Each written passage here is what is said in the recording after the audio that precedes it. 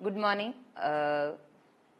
सगळ्यात पहिल्यांदा जो आपण 2 तारखेचा जो पेपर झालेला आहे त्या पेपरमध्ये जे काही विज्ञान विषयाचे जे काही 3 सब्जेक्ट जे आहेत, विषय जे आहेत, फिजिक्स, केमिस्ट्री आणि बायो, म्हणजे ज्याला आपण जीवशास्त्र, भौतिकशास्त्र, रसायनशास्त्र म्हणतो, त्यातले जे काही क्वेश्चन नंबर 66 पासून प्रश्न क्रमांक 66 पासून जे प्रश्न चालू होतात त्यातले आपण बायोलॉजी म्हणजे जीवशास्त्राचे जे काही प्रश्न आहेत त्या प्रश्नांच्या वरती आपण थोडंसं डिस्कशन करणार आहोत की नेमकं जे काही क्वेश्चन्स आहेत ते क्वेश्चन्स आपण कुठल्या पर्टिक्युलरली स्टँडर्डचे किंवा आपण इयत्तेच्या रिलेटेड ज्या आपण पुस्तकं म्हणतो त्याच्यातून आलेले आहेत किंवा पर्टिक्युलरली आपण जसं म्हणतो की आयोगानं आता जास्ती करून जे काही प्रश्न ऍड केलेले आहेत त्याच्यामध्ये जास्तीत जास्त आपण हा 11वी आणि 12वीच्या एनसीईआरटीशी रिलेटेड जो काही घटक आहेत किंवा कंटेंट आहे त्याच्याशी रिलेटेड सुद्धा क्वेश्चन्स ऍड केलेले आहेत. तर त्या दृष्टिकोनातून आपण काय करणार आहोत, इथं थोडंसं जे काही प्रश्न आहेत, बायोलॉजीचे जे प्रश्न आहेत, जीवशास्त्राचे जे प्रश्न आहेत त्यांच्याविषयी आपण थोडंसं काय करणार आहोत, चर्चा करणार आहोत. ठीक आहे. तर सुरुवात करण्या अगोदर मी थोडंसं इंट्रोडक्शन करून देते माझं. तर मी रेवती शशिकांत हरेल की पर्टिक्युलरली आपण इथं जीवशास्त्र या विषयाचा जो काही म्हणजे पर्टिक्युलरली प्रश्नांची जी काही चर्चा करणार आहे ती आपण इथं करणार आहे. तर सुरुवात करूया. तर पहिला प्रश्न जो दिलेला आहे, आता इथं बघा, तर 3 जीवशास्त्र, रसायनशास्त्र आणि भौतिकशास्त्रापैकी जे काही क्वेश्चन्स आहेत त्यातले जवळपास 10 क्वेश्चन्स जे आहेत ते जीवशास्त्राशी रिलेटेड इथं विचारलेले आहेत. ते वेगवेगळ्या कंटेंटवर, आणि जसं तुम्हाला माहित असेल की जे काही जीवशास्त्रामधले जे काही टॉपिक्स आहेत किंवा घटक जे आहेत त्यातल्या जास्तीत जास्त जे प्रश्न आहेत ते प्राणी वर्गीकरण आणि वनस्पती वर्गीकरण, म्हणजे प्राण्यांचे वर्गीकरण आणि वनस्पतींचे वर्गीकरण याच्यावरती जास्ती करून विचारले जातात. तर इथं सुद्धा आपण डिस्कस करताना बघणार आहोत की जवळपास 2 ते 3 प्रश्न जे आहेत ते त्या चॅप्टरवरती विचारलेले आहेत. त्यामुळं विद्यार्थ्यांना एक महत्वाची म्हणजे सूचना आहे की तुम्ही हे जे काही प्राण्यांचं वर्गीकरण आणि वनस्पतींचे वर्गीकरण आणि त्याचबरोबर मानवी आरोग्य जो टॉपिक दिलेला आहे त्याच्याशी रिलेटेड जो काही घटक येतो तो तुम्ही वाचणं काय आहे खूप महत्वाचं आहे, हे लक्षात घ्या. ठीक आहे. तर सुरुवात करूया. तर पहिलाच प्रश्न दिलेला आहे मानवी आरोग्याशी रिलेटेड जो दिलेला आहे तो म्हणजे आहे which of the following vaccine is given intradermally, म्हणजेच कोणती, इथं 4 आपल्याला जे काही वेगवेगळे वॅक्सिन्स दिलेले आहेत त्यापैकी नेमका कोणती जी लस आहे ती त्वचेच्या थरामध्ये देण्यात येते, हा प्रश्न विचारलेला आहे. आता इथं सुरुवात करताना आपण उत्तर बघायच्या अगोदर इथं लक्षात घ्या की ज्या वेळेला एखादी वॅक्सिन दिली जाते म्हणजे लस दिली जाते तर ती जी लस आहे ती वेगवेगळ्या त्वचेच्या लेयरमध्ये दिली जाते, थरांच्या मध्ये दिली जाते. आता त्यानुसार जर बघितले तर 3-4 वेगवेगळे जे आहेत लेयर्स आहेत त्यामधला हा जो आहे तो आपण इपिडर्मिस म्हणतो. हा जो लेयर आहे तो डर्मिस आहे. हा जो लेयर आहे त्याला हायपोडर्मिस असं म्हणलं जातंय. आणि हा जो लेयर आहे तो मसल्सचा लेयर आहे, स्नायूंचा लेयर आहे. तर या लेयर्स मध्ये ज्या वेळेला जी लस आहे ती पर्टिक्युलरली या डर्मिस लेयर मध्ये दिली जाते त्यावेळेला त्या लसीला म्हटलं जातंय इंट्राडर्मल इंजेक्शन असं म्हटलं जातंय. ज्या वेळेला मसल्स मध्ये दिलं जाते म्हणजे डायरेक्ट जे इंजेक्शन आहे ते स्नायूमध्ये ज्या वेळेला सोडलं जातंय त्यावेळेला त्या इंजेक्शनला म्हटलं जातंय इंट्रामस्क्युलर असं म्हटलं जातंय. आणि ज्या वेळेला हायपोडर्मिस मध्ये ज्या वेळेला ही लस सोडली जाते त्यावेळेला त्याला म्हटलं जातंय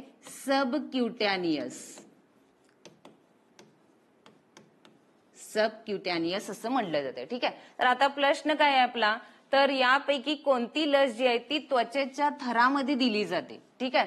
म्हणजेच थोडक्यात इंट्राडर्मली दिली जाते. ठीक आहे. आता याच्यामध्ये बघा, जी पहिली आहे टीटी म्हणजे टिटॅनस आहे, दुसरी आहे बीसीजी आहे, त्यानंतर तिसरी आहे जॅपनीज इन्सेफेलायटिस आहे आणि येलो फीवर आहे. आता या 4 पैकी जी टीटी आहे आणि येलो फीवर जे आहेत ते दिले जातात इंट्रामस्क्युलरी. मस्क्युलर इंजेक्शन्स आहेत हे इंट्रामस्क्युलर इंजेक्शन्स आहेत. तर यामध्ये इंट्रामस्क्युलरी टीटी आणि जॅपनीज इन्सेफेलायटिस आहे. तर येलो फीवर जो आहे तो पर्टिक्युलरली त्याला सबक्युटॅनियस इंजेक्शन असं म्हणलं जातंय. तर बीसीजी जो आहे तो आपला दिला जातोय डर्मिस लेअर मध्ये, म्हणजे ज्याला आपण म्हणणार आहोत इंट्राडर्मल इंजेक्शन. म्हणजेच या प्रश्नाचं उत्तर जे आहे ते आपण दुसरं कन्सिडर करणार आहोत, बीसीजी वॅक्सिन जी इंट्राडर्मली काय केली जाते, दिली जाते. ठीक आहे. त्यानंतर दुसरा प्रश्न आहे, पुढचा प्रश्न जो आहे तो आहे बायोमेडिकल कचरा रंगीत कोडेड पिशवी वापरून वेगळा केला जातोय आणि सुरक्षितपणे त्याची विल्हेवाट लावली जाते. कोणती रंगीत कोडेड पिशवी मानवी शारीरिक कचऱ्यासाठी वापरली जाते. ठीक आहे. म्हणजेच जर आपण बघितलं की रोजच्या जीवनामध्ये आपला भरपूर कचरा जो आहे तो निर्माण होतो, त्यामध्येच आपण बायोमेडिकल वेस्ट जर आपण कचरा बघितला तर तो सुद्धा भरपूर प्रचंड प्रमाणात काय होतो, तयार होत असतोय. तर या म्हणजे according to biomedical waste management rule 2016 जर बघितलं तर हा जो काही बायोमेडिकल वेस्ट आहे म्हणजे ज्याला आपण जैव वैद्यकीय कचरा जो म्हणतो, त्या कचऱ्याची योग्य पद्धतीनं विल्हेवाट लावण्यासाठी त्या कचऱ्याचं 4 वेगवेगळ्या कलरच्या पिशव्यांच्या मध्ये किंवा पिशव्या असतील किंवा काही वेळेला डबे सुद्धा वापरले जातात. तर त्या 4 वेगवेगळ्या कलर्सच्या पिशव्यांच्या मध्ये त्यांचं वर्गीकरण केलं जाते. ठीक आहे. तर आता इथं आपल्याला प्रश्न काय विचारला, आता हे जे कलर आहेत ते कुठले कुठले वापरले जातात, तर लाल रंगाची पिशवी आहे, पिवळ्या रंगाची पिशवी आहे किंवा निळी आहे आणि पांढरी पारदर्शक पिशवी आहे. ठीक आहे. तर या 4 वेगवेगळ्या रंगांच्या पिशव्यांपैकी कोणत्या पिशवीमध्ये आपला मानवी शारीरिक कचरा जो आहे तो तिथं काय केला जातोय, गोळा करण्यासाठी त्या कलरची पिशवी वापरली जाते. ठीक आहे.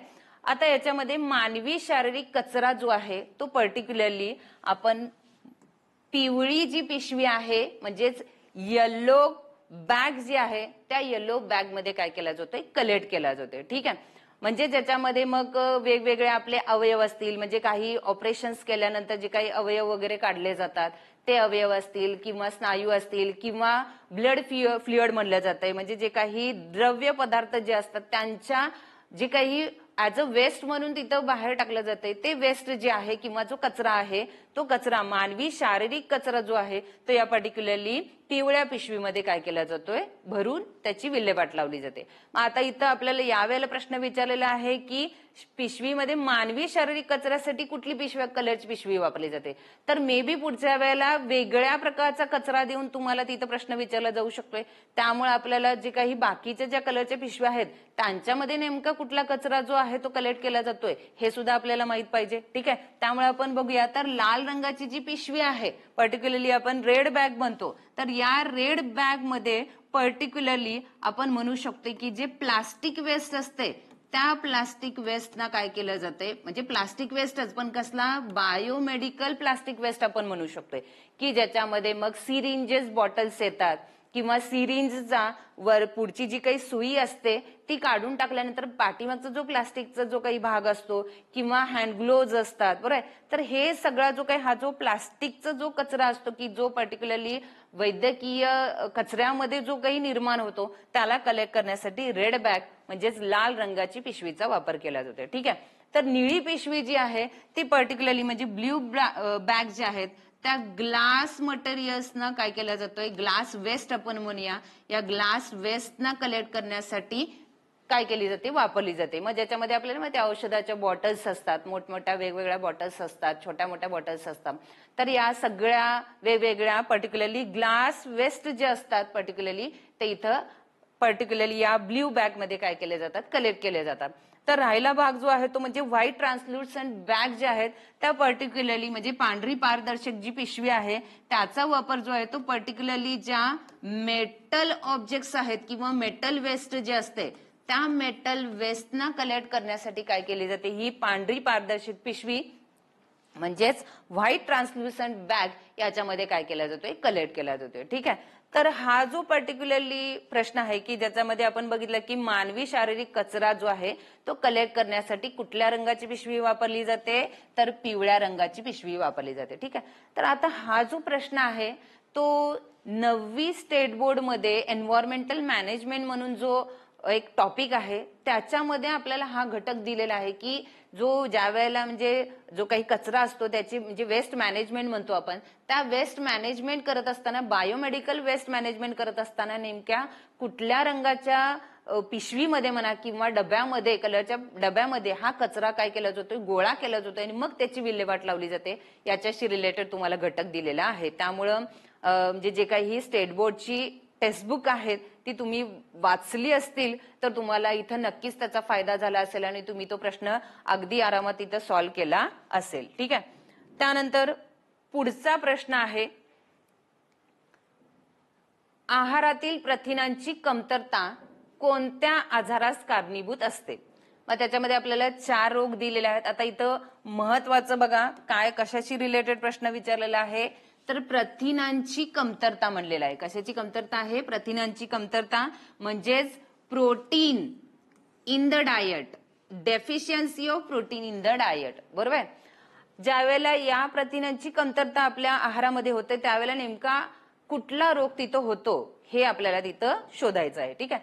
आता इथं रोग दिलेले आहेत, वात रोग आहे, मधुमेह आहे, क्वाशिओर्कर आहे आणि पार्किन्सन्स डिसीज आहे. ठीक आहे. 4 वेगवेगळ्या प्रकारचे डिसीज दिले आहेत. आता यातला महत्वाचा आहे म्हणजेच डेफिशियन्सी ऑफ प्रोटीनमुळे होणारा रोग. आता जसं आपल्याला माहिती की ज्यावेळेला आपण आहार म्हणतो त्यावेळेला संतुलित आहार महत्वाचा आहे असं म्हटलं जातं. बरं.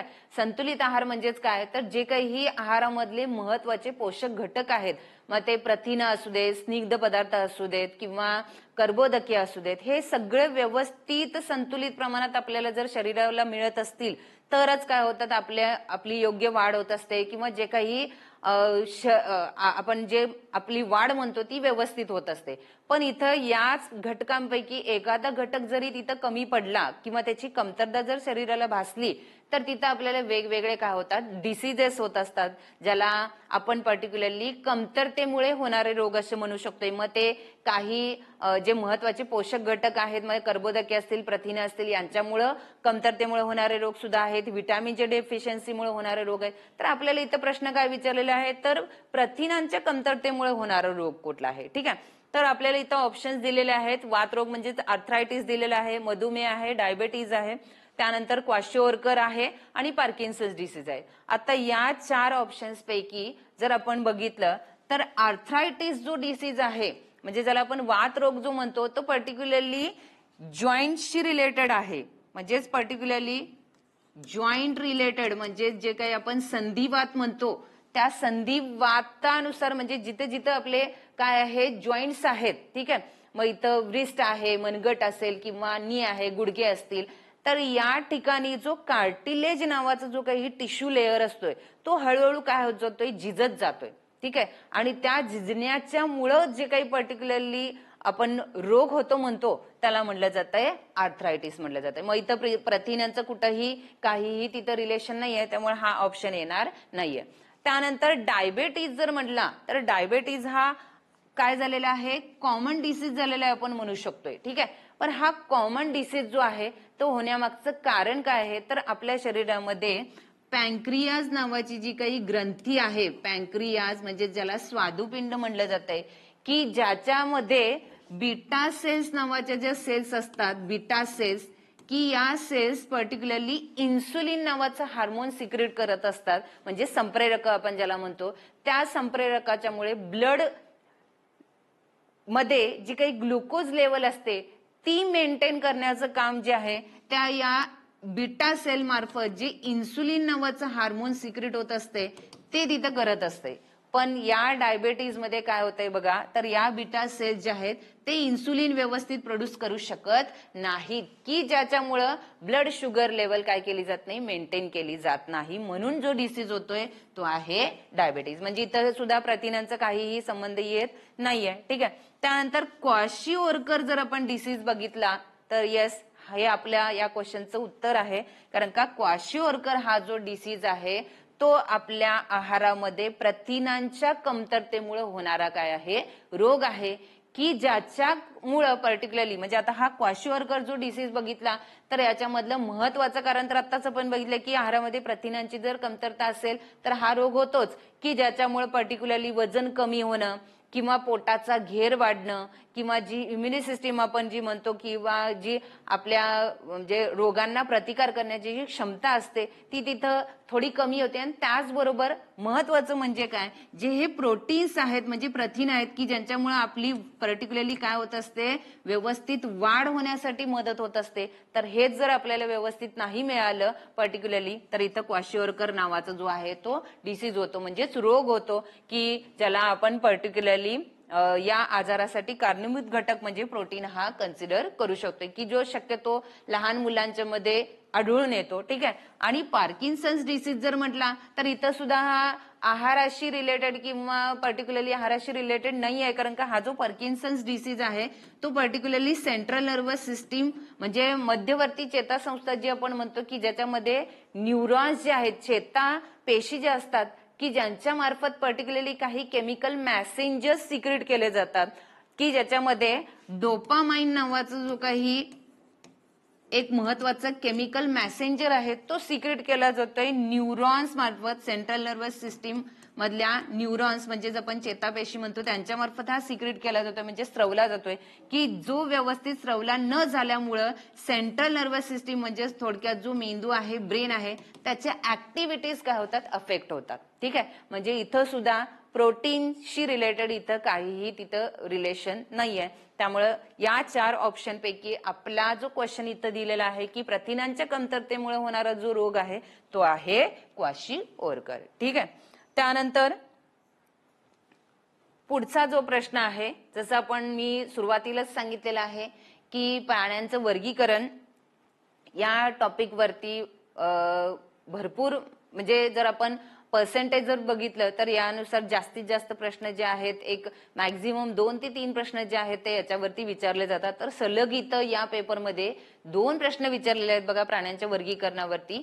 तर काय आहेत बघा नेमके प्रश्न, आणि हे महत्वाचं म्हणजे काय तर ज्यावेळेला प्राण्यांचं वर्गीकरण हा तुम्ही ज्यावेळेला घटक अभ्यास करत असताय त्यावेळेला प्रत्येक जो काही फायलम आहे त्या फायलमचे कॅरेक्टरिस्टिक म्हणजे ज्या त्या फायलम मध्ये येणाऱ्या एनिमल्सचे जे गुणधर्म आहेत काय नेमके आहेत हे तिथं तुम्हाला व्यवस्थित माहित असतील तर तुम्ही हे प्रश्न व्यवस्थित तिथं सोडवू शकताय. ठीक आहे.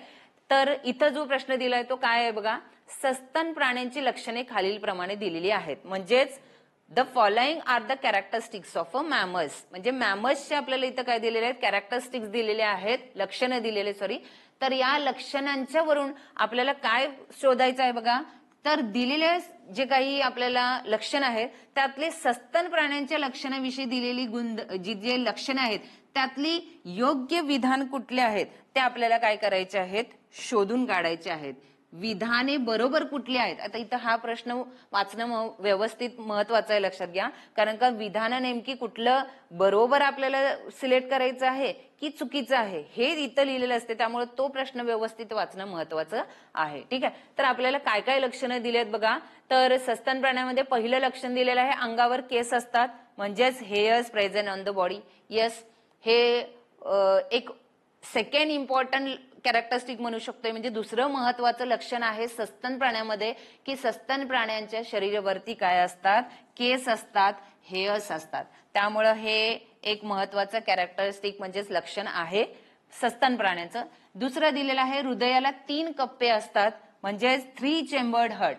आता इथं एक तुम्ही सिक्वेन्स लक्षात ठेवा की ज्यावेळेला आपण या क्लासेसचं क्लासिफिकेशन कन्सिडर करतो, म्हणजे थोडक्यात क्लास पायसेस आहे, क्लास अँफिबिया आहे, क्लास रेप्टिलिया आहे, त्यानंतर क्लास एव्ज आहे आणि शेवटचा आहे क्लास मॅमल्स दिलेला आहे. मग त्याच्यामध्ये मासे असतील किंवा उभयचर प्राणी आहेत किंवा सरपटणारे प्राणी आपण म्हणतो, पक्षी म्हणतो आणि सस्तन प्राणी, हे जे काही आपल्याला वर्गीकरण दिलेलं आहे थोडक्यात क्लासेसचं, तर याच्यामध्ये लक्षात ठेवा की क्लास पायसेस जो आहे त्याच्यामध्ये असणाऱ्या अॅनिमल्सना 2 कप्प्याचं टू चेंबर्ड हार्ट असते, म्हणजे 2 कप्प्यांचं हृदय असते. तर त्यानंतरचा जो अॅम्फिबिया असतात त्याच्यामध्ये 3 कप्प्याचं असते. रेप्टाईल्स मध्ये सुद्धा 3 कप्प्याचंच असते. फक्त एक्सेप्शन आहे, अपवाद आहे त्याच्यामध्ये क्रोकोडाईल, ज्याला आपण मगर म्हणतो, की ज्याच्यामध्ये 4 कप्प्याचं पर्टिक्युलरली हृदय असते. हे एक्सेप्शन लक्षात ठेवा. आणि पुढचे जे 2 राहिलेले आहेत म्हणजेच जो आपला एज आहे, म्हणजे ज्याला आपण पक्षी म्हणतो, आणि सस्तन प्राण्यांचा जो काही वर्ग आहे त्याच्यामध्ये 4 कप्प्यांचं हृदय असते. हे तुम्ही तो सिक्वेन्स लक्षात ठेवा, म्हणजे त्या पद्धतीने तुम्हाला सोपं जाईल. तर यामध्ये सुद्धा हृदयाला 3 कप्पे असतात. तर या कॅरेक्टरिस्टिक जर आपण लक्षण जर बघितलं तर हे जे कॅरेक्टरिस्टिक आहे ते मॅमसचं कॅरेक्टरिस्टिक नाही आहे. कारण का आत्ताच मी सांगितलं की एव्स आणि मॅमस जर बघितले म्हणजे सस्तन प्राणी आणि जर पर्टिक्युलरली आपण पक्षी हा जर वर्ग बघितला तर त्यांच्यामध्ये 4 चेंबर्ड हार्ट असते, 4 कप्प्यांचं हृदय असते. त्यामुळं हे विधान काय आहे, चुकीचं आहे, हे लक्षात घ्या. ठीक आहे.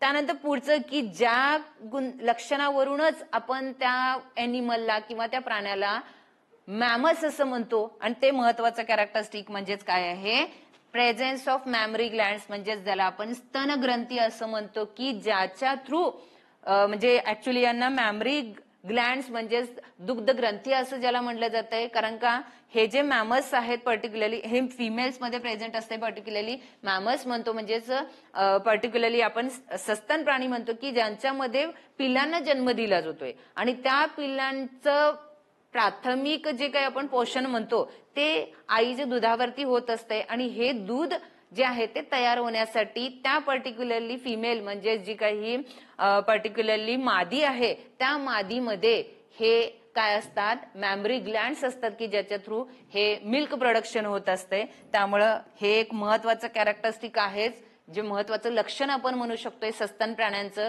की ज्याच्यावरती आपण पटकन तिथं हा ऑप्शन सिलेक्ट करू शकतोय की ज्यावेळेला आपल्याला तिथं मॅमस हा काय दिलेला असतोय, क्लास दिलेला असतोय. त्यानंतर जसं आपल्याला 4 ऑप्शन्स मध्ये बघितलं, आता सॉरी हा मॅमरी ग्लँड म्हटलं आणि सम मॅमस ले द एग्ज म्हणलेलं आहे. ठीक आहे.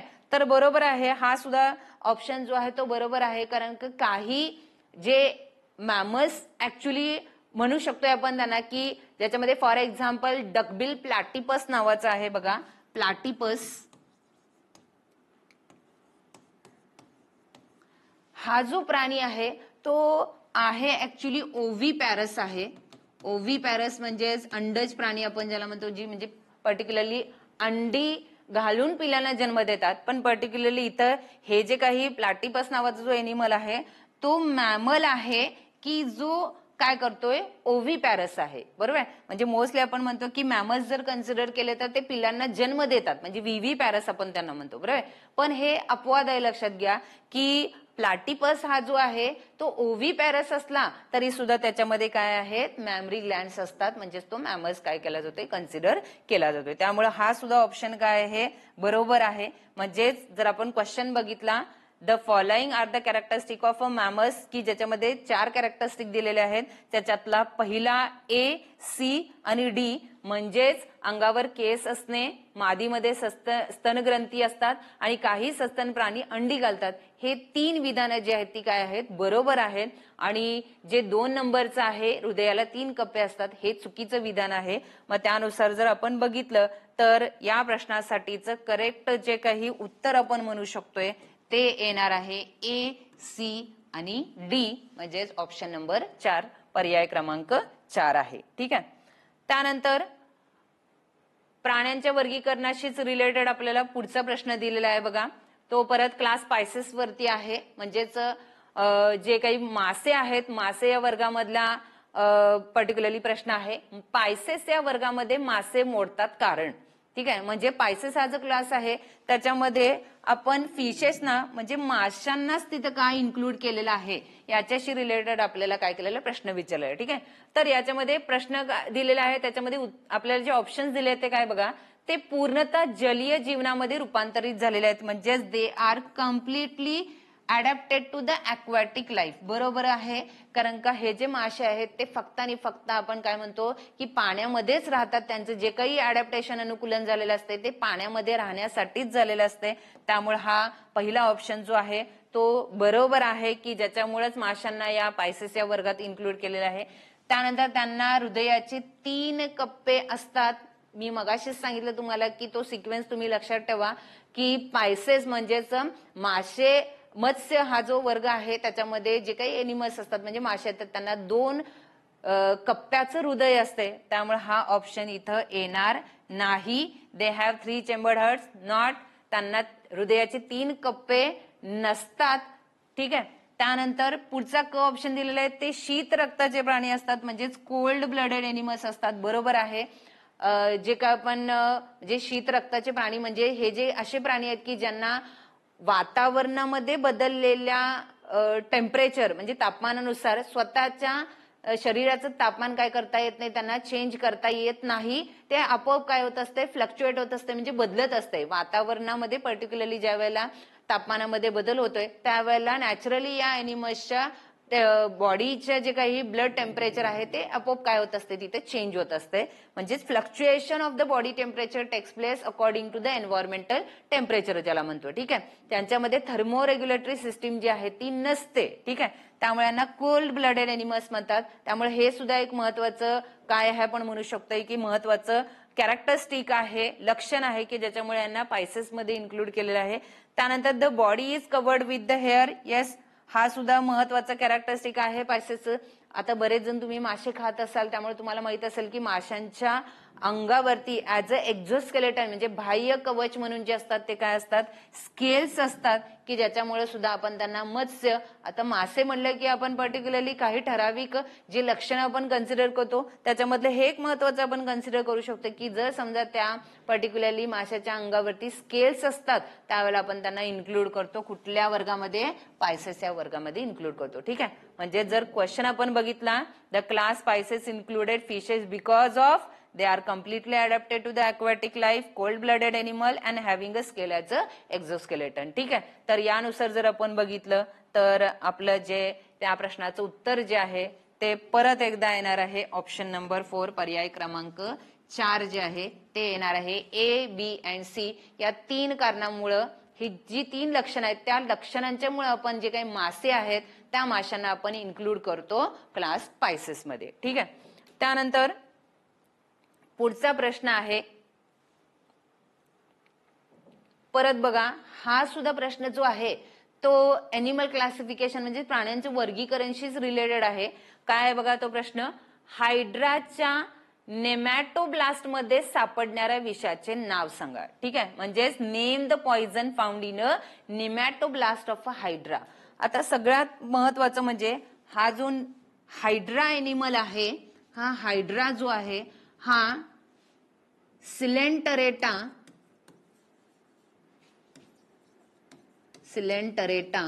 किंवा निडारिया या फायलम मध्ये आपण त्याला इन्क्लूड करतो. ठीक आहे. की ज्याचं महत्वाचं कॅरेक्टरिस्टिक आहे की हा जो हायड्रा एनिमल असतोय त्या हायड्रा एनिमलला काय असतात, अशा पद्धतीचे टेंटॅकल्स असतात की या टेंटॅकल्स मध्ये पर्टिक्युलरली निमॅटोब्लास्ट नावाचे सेल्स असतात की ज्या हिप्नोटॉक्झिन नावाचं टॉक्झिन काय करत असतात, सिक्रेट करत असतात की ज्याच्यामुळे हा जो हायड्रा आहे तो पर्टिक्युलरली तो जो त्याचा काही जो काही प्रे आहे त्याला कॅप्चर करतो म्हणजे पकडतो आणि पकडल्यानंतर या टेंटॅकल्सच्या मदतीनं निमॅटोब्लास्टच्या थ्रू हिप्नोटॉक्झिन तिथं काय करत असतोय, सिक्रेट करतोय की ज्याच्यामुळं तो जो काही प्रे आहे, भक्ष्य आहे तो तिथं मारला जातोय आणि मग त्याचा तिथं ऍज अ फूड म्हणून तो काय करत असतोय, यूज करत असतोय. मग बाकीचे ऑप्शन का नाहीये तिथं, कारण का हा जो ग्लुटाथायोन नावाचा जो काही आपल्याला इथं घटक दिलेला आहे, ग्लुटाथायोन म्हणजे हे पर्टिक्युलरली काय आहे, अमायनो ऍसिड आहे की जो पर्टिक्युलरली लिव्हर मार्फत काय केलं जाते, सिक्रेट केलं जाते. अमायनो ऍसिड आहे की जे लिव्हर मार्फत सिक्रेट केलं जाते आणि जे अमायनो ऍसिड्स आपल्याला माहित आहे की अमायनो ऍसिड जे आहे ते प्रथिनांच्या निर्मितीसाठी महत्वाचे असतात. त्यामुळे हे काय पर्टिक्युलरली पॉइझन वगैरे नाहीये, टॉक्झिन नाहीये, महत्वाचा घटक आहे. त्यानंतर मॅलाथॉयन नावाचा जो काही आहे तो इन्सेक्टिसाइड आहे, लक्षात घ्या. इन्सेक्टिसाइड जे आहे ते दिलेलं आहे, इन्सेक्टिसाइड आहे हा की ज्याच्या थ्रू इन्सेक्ट जे आहे ते कंट्रोल केले जातात. इन्सेक्टिसाइड आहे हा.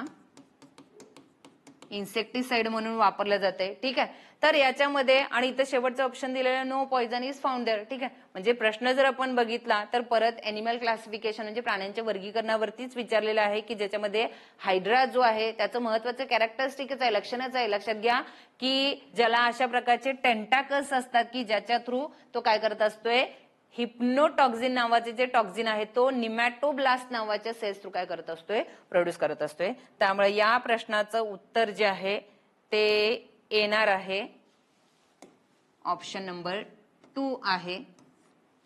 ऑप्शन नंबर 2 आपण ज्याला म्हणतो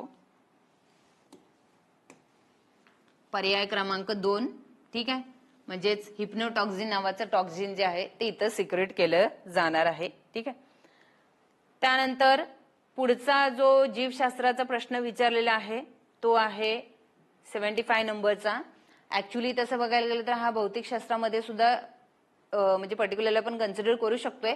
पण जर 10वीचा जर आपण सिलेबस बघितला स्टेट बोर्डचा तर त्याच्यामध्ये टुवर्ड्स ग्रीन एनर्जी हा नावाचा जो चॅप्टर आहे त्या चॅप्टरमध्ये आपल्याला वेगवेगळे जे काही जे वीज निर्मिती केंद्राविषयी जी आपल्याला माहिती दिलेली आहे त्याच्यातलाच पर्टिक्युलरली हा जो सोलार पॉवर प्लांट आपण जो आहे त्याच्याशी रिलेटेड हा प्रश्न दिलेला आहे बघा. त्यामुळे स्टेट बोर्डची पुस्तकातलं जसं मी मगाशी सांगितलं होतं की स्टेट बोर्डची पुस्तकं तुम्ही जर वाचली असतील तर हे प्रश्न तुम्हाला अगदी इझिली सोडवता आले असतील. ठीक आहे. तर काय बघा प्रश्न, खालील विधाने चुकी बरोबर ते सांगा. 3 विधान आपल्याला दिलेली आहेत. त्या विधानांपैकी नेमकं कुठलं चूक आहे, कुठलं बरोबर आहे हे लक्षात घेऊन मग आपल्याला काय करायचं आहे, पर्याय निवडायचा आहे. ठीक आहे. त्यामुळे बघा state whether the following statements are true or false. त्यामधलं पहिलं दिलेलं आहे सोलार पीव्ही तंत्रज्ञानामध्ये सूर्यापासून उत्सर्जित ऊर्जेची सरळ विद्युत ऊर्जेत रूपांतर होते. म्हणजेच जे काही आपण हे जे सौर ऊर्जा केंद्र असतात ज्याच्यामध्ये सोलार फोटोव्होल्टाईक सेल जे वापरतो, सोलार पीव्ही म्हणलेलं आहे, सोलार फोटोव्होल्टाईक सेल जे वापरतो त्या सोलार सेलचं महत्वाचं कॅरेक्टरिस्टिकच आहे की जे काय करतात, डायरेक्टली सोलार एनर्जी जी आहे म्हणजे सौर ऊर्जा जी आहे त्या सौर ऊर्जेचं डायरेक्ट रूपांतर जे आहे ते कशामध्ये करत असतात, विद्युत ऊर्जेमध्ये करत असतात. त्यामुळं येस हा पहिला ऑप्शन जो आहे तो बरोबरच येणार आहे. सो सोलार पीव्ही तंत्रज्ञानामध्ये सूर्यापासून जी काही ऊर्जा येते सौर ऊर्जा त्याचं डायरेक्ट विद्युत ऊर्जेमध्ये काय होते, रूपांतरण होते. ठीक आहे. त्यानंतर दुसरं म्हणजे पहिला ऑप्शन जो आहे तो बरोबरच आहे.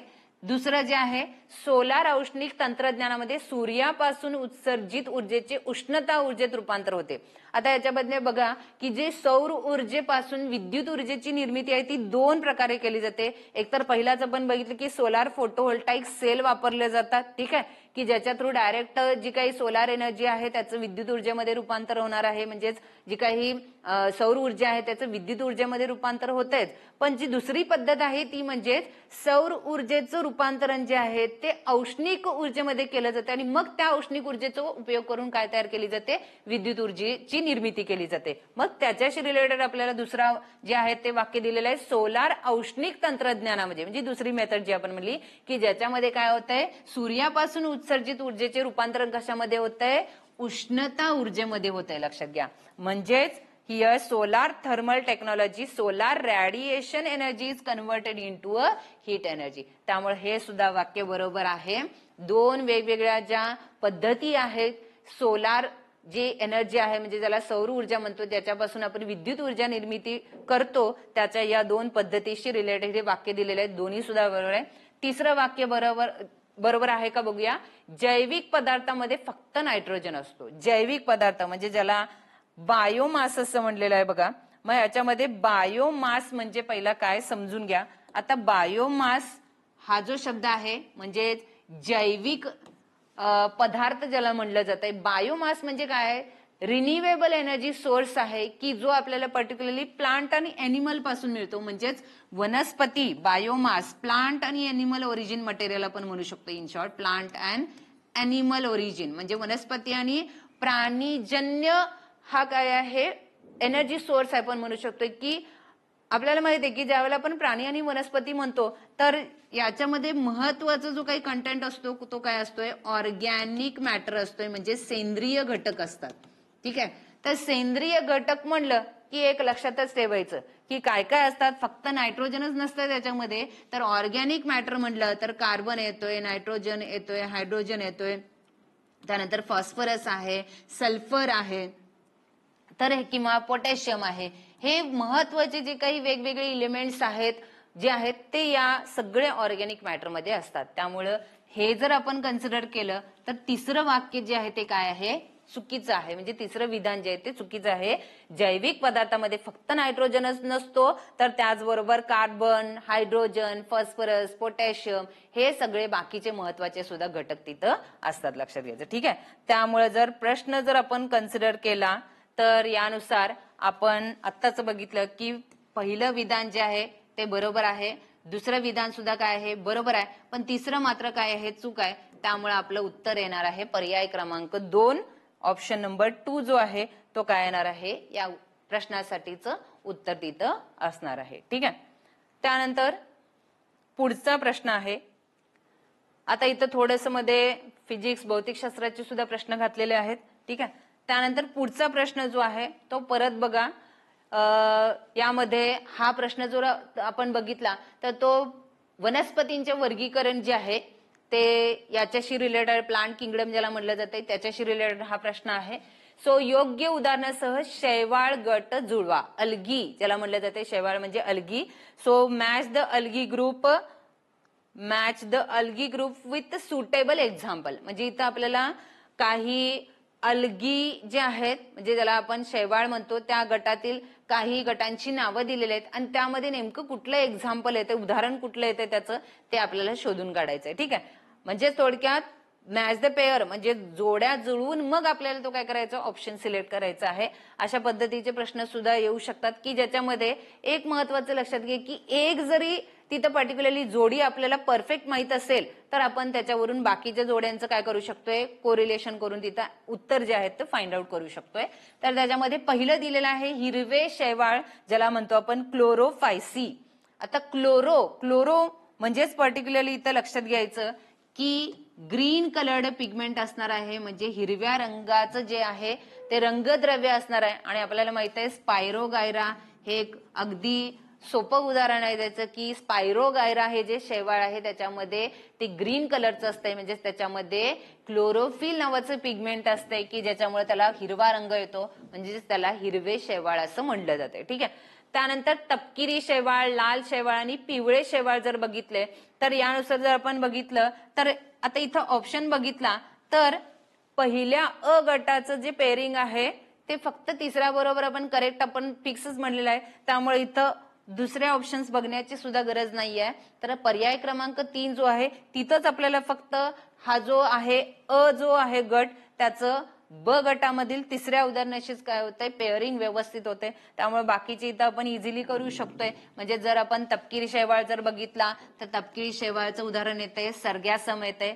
लाल जर बघितला, लाल शैवाळ जर तर त्याचं पॉलिसायफेनिया येतंय. आणि पिवळे शैवाळ जर म्हटला तर बॉटिडियम नावाचं शैवाळ. म्हणजे थोडक्यात काय म्हणायचं इथं तर जे काही वनस्पतींचं वर्गीकरण जे आहे हा जो चॅप्टर आहे किंवा जे काही घटक आहेत त्या घटकामधले जे काही आपल्याला जे विभाग दिलेले आहेत आपण डिव्हिजन्स म्हणतो त्या डिव्हिजन नुसार त्यांची उदाहरणं तुम्हाला माहित असणं गरजेचं आहे. आणि त्या उदाहरणानुसार त्याच्यामध्ये आणखीन काही वेगळं पर्टिक्युलरली तिथं कॅरेक्टरिस्टिक असणारे काही जे घटक दिलेले आहे का तो तिथं वाचणं तुम्हाला गरजेचं आहे, लक्षात घ्या. ठीक आहे. तर यानुसार आपल्याला तिथं हे दिलेलं आहे की ज्या पद्धतीनं आपण हे जे घटक आहे तो आपण इथं फाइंड आउट करू शकतोय की ज्याच्यामध्ये की जसं मी आत्ताच सांगितलं की वेगवेगळे जे काही आपल्याला डिव्हिजन्स दिलेत आणि त्या डिव्हिजन नुसार आपल्याला त्याची उदाहरणं काय काय, त्याचे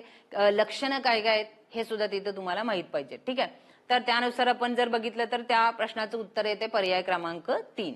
त्यानंतर पुढचा प्रश्न दिलेला आहे बघा, तर खालीलपैकी कोणाला फळ पिकवणारे संप्रेरक असं म्हणतात. ठीक आहे. परत वनस्पती शास्त्राशी रिलेटेड प्रश्न आहे बघा की जसं आपल्याला माहिती आहे की मानवी शरीरामध्ये सुद्धा वेगवेगळी काय केली जातात, संप्रेरकच स्त्रवली जातात.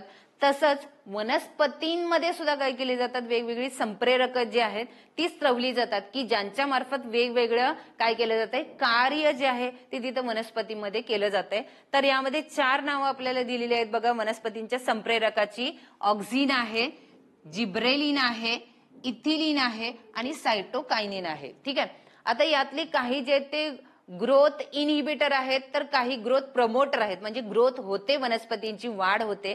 तर त्यापैकी जर पहिला जर बघितला आपण ऑक्झिन आहे, जिब्रेलिन आहे, ठीक आहे. तर हे ग्रोथ प्रमोटर्स आहेत की ज्यांच्यामुळे ग्रोथ होते. आता फॉर एक्झाम्पल जर बघितला तर ऑक्झिन जो आहे, या ऑक्झिन मुळे जी आहे ती सेल इलॉंगेशन होते. सेल इलॉंगेशन म्हणजे थोडक्यात जी काही पेशी आहेत त्यांची हळूहळू वाढ होण्यासाठीचं जे काही संप्रेरक स्त्रवलं जाते ते ऑक्झिन नावाचं असते, एपिकल पार्ट मध्ये सिक्रेट होते, म्हणजे अगदी जे आपण टिप म्हणतो त्याचं. त्यानंतर जिब्रेलिन नावाचं जे काही हार्मोन आहे, या जिब्रेलिनच्या हार्मोनमुळे स्टेम इलॉंगेशन होते, म्हणजेच आपण म्हणतो ना की झाडाची उंची वाढली आहे. झाडाची उंची वाढली म्हणजेच तिथं काय होत असतंय, तर तिथं जिब्रेलिन नावाचं हार्मोन काय होत असतं, म्हणजे संप्रेरक जे आहे ते स्त्रवलं जाते की ज्याच्यामुळे हळूहळू काय होत जाते, त्या झाडाची उंची वाढत जाते. स्टेम जे आहे, खोड जे आपण म्हणतो ते हळूहळू काय होत जाते, वाढत जाते. त्यानंतर इथिलीन जो आहे, तो इथिलीन जो आहे हा इथं महत्वाचं आपलं काय म्हणू शकतोय की हा जो घटक आहे किंवा जे संप्रेरक आहे, या संप्रेरकामुळं फळं पिकवण्याचं काम केलं जाते. आता बघा, तुम्ही बघत असाल की काही वेळेला कच्ची केळी जी असतात ती पिकवण्यासाठी, म्हणजे जे काही कच्ची केळी आहेत त्यांना पटकन पिकवून त्याची विक्री करण्यासाठी म्हणून शेतकरी लोक काय करतात, तर यांना पर्टिक्युलरली इथिलीन नावाच्या संप्रेरकामध्ये त्यांना बुडवलं जातंय, की पर्टिक्युलरली म्हणजे केमिकल्स असतात ते नॅचरली नाही, लक्षात घ्या. पण अशा पद्धतीच्या संप्रेरकामध्ये बुडवल्यामुळं त्यांचं रायपनिंग पटकन होत आहे, म्हणजे ती पिकतात पटकन आणि त्यांची लगेचच काय केली जाते, विक्री केली जाते. त्यामुळं आपल्या प्रश्नाचं उत्तर जे आहे ते इथिलीन येणार आहे, की ज्याच्यामुळं फळ पिकवण्याचं जे आहे ते काम केलं जाते, त्या पद्धतीने ते संप्रेरक वापरले जाते. आणि चौथा जर आपण ऑप्शन बघितला सायटोकायनिन नावाचं जो आहे, या सायटोकायनिन मुळे सेल डिव्हिजनची प्रोसेस होते, म्हणजेच पेशी विभाजन ज्याला आपण म्हणतो ना, ती पेशी विभाजन म्हणजे वनस्पतीची वाढ होणार आहे. वाढ होणार आहे म्हणजेच कधी होणार आहे, ज्या वेळेला एका सेलच्या 2 सेल, 2 सेलच्या 4 सेल, अशा पद्धतीनं पेशींची संख्या वाढणार आहे. म्हणजे थोडक्यात तिथं वनस्पतीची काय होते, वाढ होते. तर ती वाढ होण्यासाठी म्हणजेच थोडक्यात सेल डिव्हिजन होण्यासाठी त्या ठिकाणी वनस्पती मार्फत सायटोकायनिन नावाचं काय केलं जाते, संप्रेरक तिथं स्त्रवलं जाते. ठीक आहे. तर आपल्या प्रश्नानुसार जर आपण बघितलं तर फ्रूट रायपनिंग हार्मोन जे आहे ते कोणतं आहे, इथिलीन आहे. ठीक आहे. आता हा जो कंटेंट आहे तो तुम्ही म्हणू शकता की हा जो प्रश्न आहे तो जो नववीचा जो स्टेट बोर्डचा सिलेबस आहे त्याच्यामध्ये life process in living organism जो आहे त्या टॉपिक मध्ये आहे. फक्त एनसीईआरटी मध्ये आपण बघू शकतो की इथिलीन नावाचे जे पर्टिक्युलरली संप्रेरकाविषयी जी माहिती दिलेली आहे ती तिथं तुम्हाला मिळू शकते. ठीक आहे. तर या पद्धतीने हा प्रश्न जो आहे तो स्टेट बोर्डशीच रिलेटेड आहे. त्यानंतर परत जसं आपण म्हणलेलं आहे की मानवी आरोग्याशी रिलेटेड सुद्धा प्रश्न विचारले जातात, तर त्यातलाच हा आपला शेवटचा प्रश्न इथं दिलेला आहे. तर मानवी आरोग्य किंवा पर्टिक्युलरली काही वनस्पतींशी रिलेटेड जे काही वनस्पतींशी रिलेटेड रोग असतात त्यांच्याशी सुद्धा रिलेटेड माहिती जी आहे ती आपल्याला त्या याच्यामध्ये आहे. तर त्याच्याशी रिलेटेड प्रश्न काय विचारले बघा, वनस्पती व रोगकारकांच्या जोड्या लावा. आता इथं पहिल्यांदा अ गट दिलेला आहे तो वनस्पती रोग दिलेला आहे आणि दुसरा जो गट दिलेला आहे तो रोगकारक दिलेला आहे, म्हणजे पॉझिटिव्ह एजंट ज्याला आपण म्हणतो. तर या पद्धतीने आपल्याला इथं जोडी दिलेली आहे, तर त्यांचं आपल्याला पेअरिंग करायचं आहे आणि करेक्ट ऑप्शन काय करायचं आहे, सिलेक्ट करायचं आहे. ठीक आहे. आता सुरुवातीला जो दिलेला आहे गव्हाची सुटी काळजी, म्हणजे ज्याला लूज स्मट ऑफ व्हीट म्हणतात. तर हा जो गव्हावरती पडणारा जो रोग आहे की ज्याच्यामध्ये पर्टिक्युलरली जे काही गव्हाचे दाणे असतात त्यांचा रंग जो आहे तो काळपट असा होतो. तर हा जो रोग आहे तो इथं होण्यामागचं कारण जे आहे, पॉझिटिव्ह एजंट जो आहे तो म्हणजे आहे उस्टिलॅगोसेटेगम. तर उस्टिलॅगोसेटेगम जो आहे की ज्याच्यामध्ये स्पीसीज वेगवेगळ्या असू शकतात. ठीक आहे. पण उस्टिलॅगो हा जो जीनस आहे, या जीनस पॉझिटिव्ह एजंटमुळे हा पर्टिक्युलरली गव्हाची सुटी काळजी म्हणजे ज्याला smut of wheat, loose smut of wheat हा जो रोग आहे तो गव्हावरती आपण बघू शकतोय. ठीक आहे. तर हा जसं आपण मगाशीच कन्सिडर केलं होतं की जे काही मॅच द पेअर आपल्याला जोड्या जुळवा दिल्या त्यामध्ये एक परफेक्ट जोडी जर आपल्याला माहित असेल तर त्यानुसार आपण बाकीचे ऑप्शन्स तिथं काय करू शकतोय, पटपट तिथं मॅच द पेअर करू शकतोय आणि ऑप्शन सिलेक्ट करू शकतोय किंवा डायरेक्ट ऑप्शन सुद्धा सिलेक्ट करू शकतोय. इथं सुद्धा असंच आहे की जे काही दिलेले पर्याय आहेत त्यामधला अ शी जोड्या जुळवणारी जी 3 नंबरची जी काही जोडी दिलेली आहे ती फक्त आपल्याला 3 नंबरच्याच ऑप्शन मध्ये दिसते.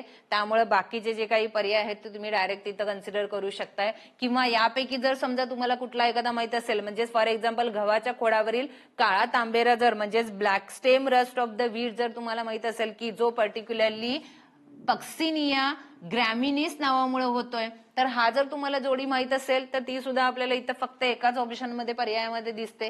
त्यामुळे इथं तुम्ही तो सिलेक्ट केला तरी सुद्धा चालतं. लक्षात घ्या.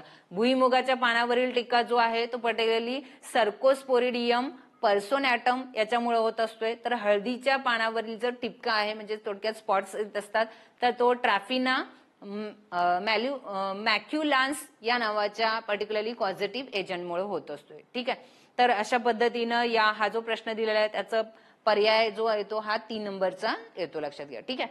तर या सगळ्या प्रश्नांच्या पर्टिक्युलरली ज्यावेळेला आपण चर्चा केली त्यावेळेला तुमच्या लक्षात आलं असेल की या परीक्षेमध्ये जे काही प्रश्न आलेले आहेत त्यातले जास्तीत जास्त करून जे प्रश्न आहेत ते महत्वाचं म्हणजेच प्राण्यांचे वर्गीकरण, वनस्पतींच्या वर्गीकरणावरती सुद्धा प्रश्न आहे आणि त्याचबरोबर आरोग्य, मग ते वनस्पतींचं आरोग्य असू दे किंवा मानवी आरोग्य असू दे याच्याशी रिलेटेड काय केलेले प्रश्न विचारलेले आहेत. आणि त्याचबरोबर जसं आपल्याला माहिती आहे की पर्यावरणामध्ये पर्टिक्युलरली वेगवेगळ्या समस्या निर्माण होत आहेत तर त्याच्याशी रिलेटेड सुद्धा प्रश्न इथं असणार आहेत. लक्षात घ्या की ज्याच्याशी रिलेटेड आपल्याला स्टेट बोर्डच्या सिलेबसमध्ये वेगवेगळ्या घटकांमध्ये त्याची माहिती दिलेली आहे. जसं आपण मगाशीच एक प्रश्न डिस्कस केला की तो म्हणजे बायोमेडिकल वेस्ट, की जो 9वीच्या स्टेट बोर्डच्या सिलेबस मधला टॉपिकशी रिलेटेड जो प्रश्न आहे. त्यामुळं अशा पद्धतीचे जे काही महत्वाचे घटक की ज्याच्यावरती आयोग हा नेहमी जे आहे ते प्रश्न विचारत असतोय तर त्याची आपण व्यवस्थित तिथं तयारी केली तर हे जे काही प्रश्न आहेत त्यांना आपण काय करू शकतोय, व्यवस्थितपणे सॉल्व्ह करू शकतोय किंवा इझिली पटकन तुम्ही तिथे काय करू शकताय, वाचल्यानंतर तुमच्या लक्षात येईल आणि इथे तुम्ही पटकन काय करू शकताय, सोडवू शकताय. ठीक आहे. आय होप तुम्हाला हे जे डिस्कशन आहे, जे प्रश्नांची उत्तरं जी आपण चर्चा केली की ज्याच्यामध्ये आपण बघितलं की महत्वाचं म्हणजे जे प्रश्नानुसार जे उत्तर काय येते ते तर आपण बघितलंच, पण त्याचबरोबर आपल्याला जे अदर ऑप्शन्स आहेत ते काय येत नाहीत हे सुद्धा आपण डिस्कस केलं. ओके. ठीक आहे. थँक्यू.